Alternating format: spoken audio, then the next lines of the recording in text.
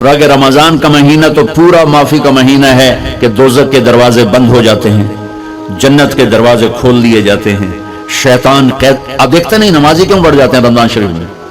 کہ وہ نامراد قید ہو جاؤں.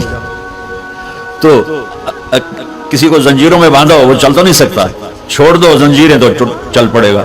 تو اللہ تعالی ہم سب کی حفاظت فرمائے، کوئی دعویٰ نہ کرے. لیکن جو تھوڑا سا غفلت میں ہوتا ہے تو ایمان کمزور ہوتا ہے، انہوں تو شیطان بن کے جانے نہیں دینے. جمعے جاؤں گے، جمعے کئی جمعہ بھی نہیں پڑھتے، عید پہ جاؤں گے، کوئی عید بھی نہیں پڑھتا. یہیں یہ ایک نگینہ سینما کے مالک نے بیان کروایا تھا اور اس نے بعد میں اس سینما کو گرا دیا. آج کل وہ کینیڈا میں ہوتا ہے. تو وہ سینما کا جو تھا نا مینیجر، وہ میرے پاس آیا، کہا مولانا آج میں پہلی نماز پڑھی ہے. وہاں ہم نے مغرب کی نماز پڑھی، اس کے بعد بیان ہوا. بیان کے بعد وہ اتنا ہنگامہ ہوا کہ رش بہت تھا، تو وہاں نماز پڑھی نہیں جا سکے. کہنے لگا میں چل رہا تھا میرے ساتھ ساتھ، مولانا آج میں پہلی نماز پڑھی. میں نے کہا کیا مطلب؟ کہا جی یہی کہ زندگی دی پہلی نماز پڑھی ہوگا راؤنڈ اباؤٹ 40-45 سال کا.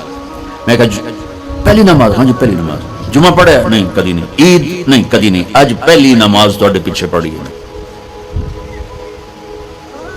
شیطان جب قید ہوتا ہے تو زنجیریں کھل جاتی ہیں تو نمازی بڑھنا شروع ہو جاتا ہے. اس کے بعد جو گھٹتے ہیں نا تو شیطان کی وجہ سے نہیں، اپنی عادت اور سستی کی وجہ سے. پہلے 2-3 دن بڑا جوش ہوتا ہے، پھر اس کے بعد گھٹتے کرتے ادھے کو پھر نکل جاندے ہیں، ادھے رہ جاندے ہیں. تو تراویح میں بھی پہلے پوری مسجد بھرے گی، پھر ایک صف جائے گی، پھر دوسری جائے گی، پھر تیسری جائے گی. تو بھائیو یہ رمضان آ رہا ہے، دیکھو میں ہاتھ جوڑتا ہوں، نماز 5 وقت سارا سال فرض ہے، لیکن روزے کی برکت سے کیا ہوتا ہے؟ شیطان قید ہو جاتا ہے تو وہ سارے بھاگے بھاگے آ رہے ہوتے ہیں. اللہ سے مانگ لو اس رمضان میں کہ یا اللہ ایسی توفیق دے کہ موت تک نماز نہ چھوٹے. رمضان میں بہت سے لوگ رشوت لینا چھوڑ دیتے ہیں کہ نہیں جی ہوں رمضان شریف آ گیا. رمضان شریف بھی تو آیا ہے لیکن اصل میں شیطان قید ہوا ہے تو اب کہہ رہے نہیں ہوں رشوت نہیں لینی، مہینے بعد لواں گے. ڈنڈی مارنے والا کہتا ہے نہیں صحیح تولنا ہے، پھر رمضان تو بعد کٹھی کسر کر لواں گے.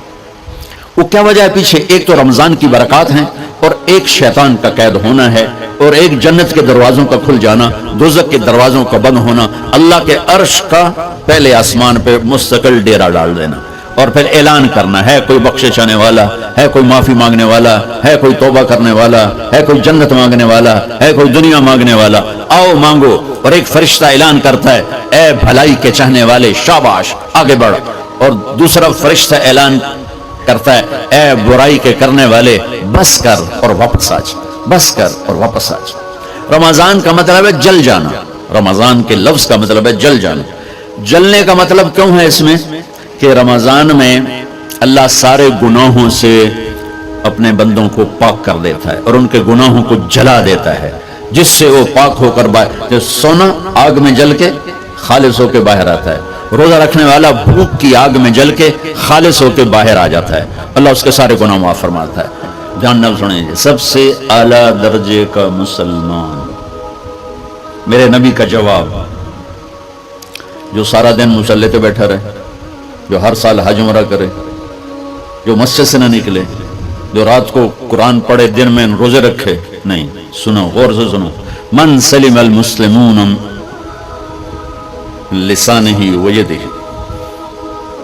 سب سے اعلیٰ درجے کا مسلمان فیصلہ بات کا وہ ہے جو اپنے مسلمانوں کو تکلیف نہ پہنچائے، جو ہاتھ اور زبان سے کسی کو تکلیف نہ پہنچائے، وہ سب سے اعلیٰ درجے کا مسلمان ہے.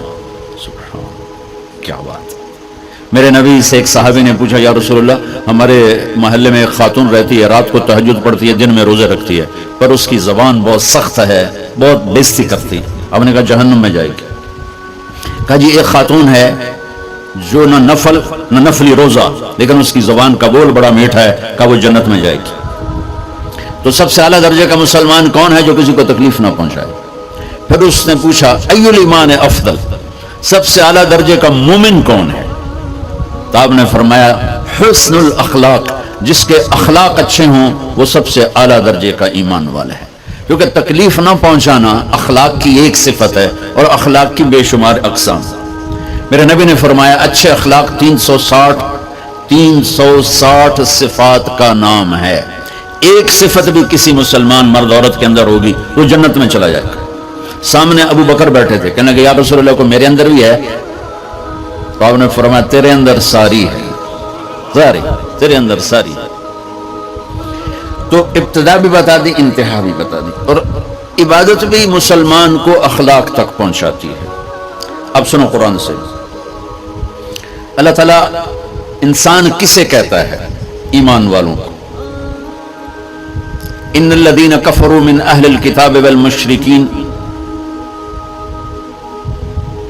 فی نار جہنم خالدین فیہا اولئک ھم شر البریہ۔ سب سے بدترین مخلوق وہ ہے جو اللہ کو نہ مانے، جو اللہ کے دین کو نہ مانے۔ آپ نے کہا وہ سب سے بدترین مخلوق ہے۔ تو لا الہ الا اللہ محمد رسول اللہ ہمیں انسانیت میں داخل کرتا ہے۔ انسان ہے ہی وہ جو لا الہ الا اللہ محمد رسول اللہ کا کلمہ پڑھتا ہو میرے رب کے نزدیک۔ نماز کیا ہے؟ نماز کیا ہے؟ بول بھائی ہاں۔ میرا اللہ کہتا ہے ان الصلاۃ تنہا، اب آئی نہیں چل رہا،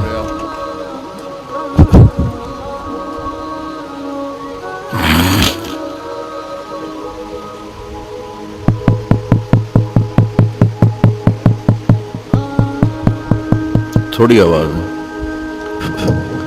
نماز کیا ہے؟ ان الصلاۃ تنہا عن الفحشاء والمنکر، تم نماز پڑھو، یہ تمہیں بد اخلاقی سے بچائے گی اور یہ تمہیں گناہوں سے بچائے گی۔ تو نماز بھی انسان کو اخلاق تک لے جا رہی، فحاشی سے بچائے گی، گناہوں سے بچائے گی، اخلاق کی طرف سفر۔ روزہ آ رہا ہے، روزہ کس لیے ہے؟ کتب علیکم الصیام کما کتب علی الذین من قبلکم لعلکم تتقون، تم پر روزہ فرض کیا ہے جیسے پہلوں پہ کیا تھا تاکہ تم تقوی والے بن جاؤ۔ تقوی والے کون ہیں؟ وسارعوا الی مغفرۃ من ربکم وجنۃ عرضها السماوات والارض اعدت للمتقین، کہ میرے بندو دوڑو جنت کی طرف جو تقوی والوں کے لیے۔ متقی کون ہیں جن تقوی والے یا اللہ کا؟ الذین ینفقون فی السراء والضراء، کا جو میرے نام پہ سخاوت کرتے ہیں، چاہے تنگ دست ہوں چاہے پیسے والے ہوں، چاہے تھوڑا مال ہوئے چاہے زیادہ مال ہوئے، وہ میرے نام پہ خرچ کر دیں۔ الکاظمین الغیظ، جو غصے کو پی جاتے ہیں، والعافین عن الناس، اور جو لوگوں کو معاف کر دیتے ہیں، اللہ تعالیٰ کہہ رہا ہے یہ تقوی والے ہیں۔ تو روزہ بھی اخلاق پہ لے جا رہا ہے۔ فمن فرض فیہن الحج فلا رفث ولا فسوق ولا جدال، میرے رب نے کہا حج کا ارادہ کر لیا ہے تو زبان کی گندی، زبان کا گندا لہجہ اور زبان کے گندے بول سے بچو، لڑائی سے بچو، گناہوں سے بچو۔ تو حج بھی میٹھے بول پہ لا رہا ہے، لڑائی سے بچنے پہ لا رہا ہے، نافرمانی سے بچنے پہ لا رہا ہے۔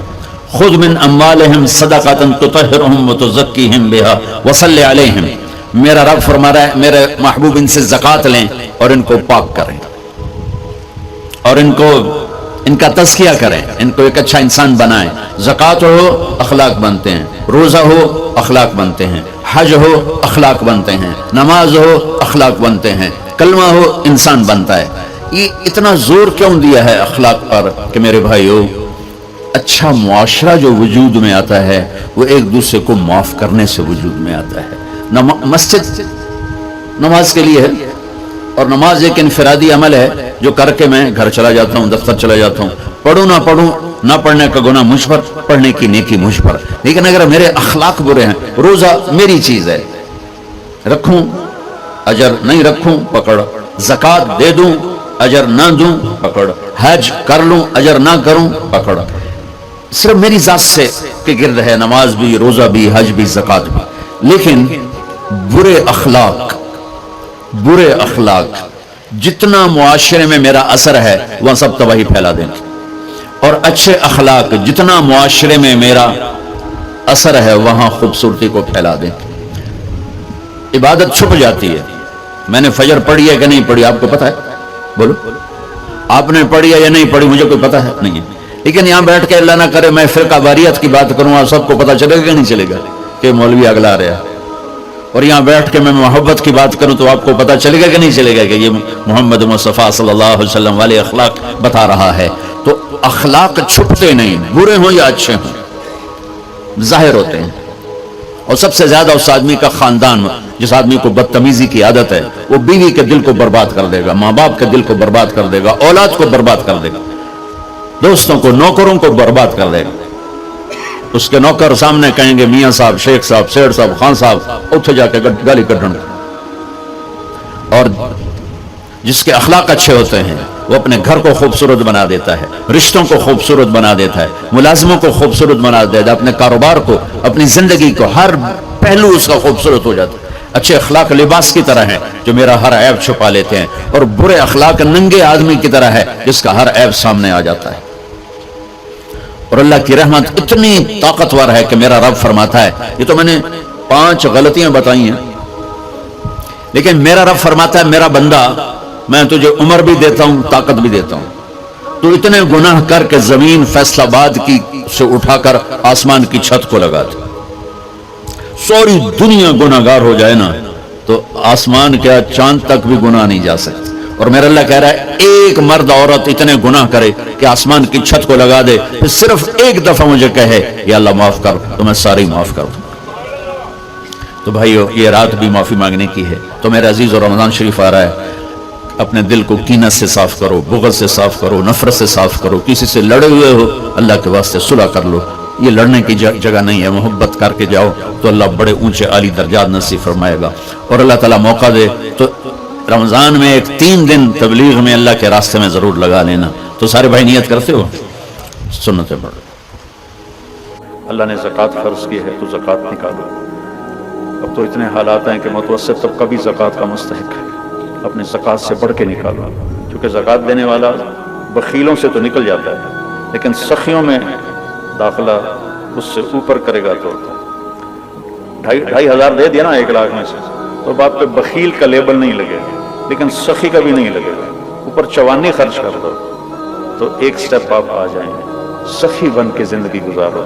لوگوں پہ خرچ کرنے کا مزہ بہت ہے، جوڑنے کے مزے سے زیادہ لگانے کا مزہ ہے. تو رمضان آ رہا ہے، خرچ کریں، زکوٰۃ سے بڑھ کر دیں. انتہائی ضرورت مند ہیں ہمارے لوگ. ابھی تو وہ جو سیلاب سے جو گھر گرے تھے ابھی تو وہی نہیں بنے، کتنے ہزاروں لوگ بے گھر بیٹھے ہوئے ہیں.